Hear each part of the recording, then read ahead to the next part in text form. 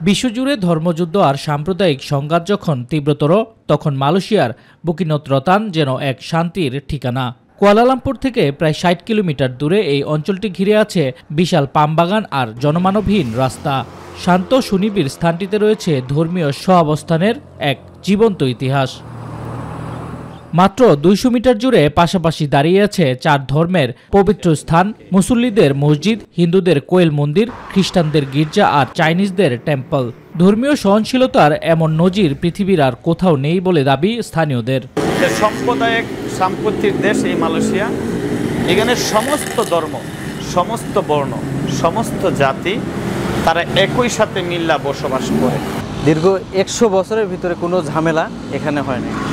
এখানে যার যার ধর্ম শেষে পালন করে খুব শান্তি শৃঙ্খলার ভিতরে। এই ৪টি স্থাপনার মধ্যে সবচেয়ে প্রাচীন কোয়েল মন্দির প্রায় ১২০ বছর। অনন্য কারুকার্য আর খোদাই করা পাথরের নান্দনিকতায় মুগ্ধ হন পর্যটকরা। পাশাপাশি রয়েছে প্রায় ১০০ বছরের পুরনো মসজিদটি। গির্জা ও চাইনিজ টেম্পলের বয়সও অর্ধশতকেরও বেশি। সবগুলো স্থাপনা পরিদর্শন করতে কারো কোনো অনুমতি প্রয়োজন নেই, শুধু মন্দিরের ভেতরে ছবি তোলা নিষেধ। Ini pekan nama di Bukit Rotan. Bukit Rotan Town lah. So sini ada 4 rumah ibadat lah. Masjid, Koil, Church and Chinese Temple. Masalah sini tak ada. Tentang orang India, agama Hindu, orang Melayu, agama Islam, nothing. Biasa. Dia pergi dia punya tempat. Kita pergi kita tempat, jumpa kita angkat tangan. সন্ধ্যা নামলে বাজতে থাকে মন্দিরের ডাক আর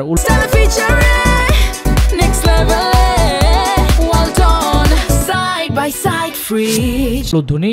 পাশে মসজিদে সুমধুর আজান, গির্জায় টুংটাং ঘণ্টা, যেন এক আধ্যাত্মিক মিলন মেলা।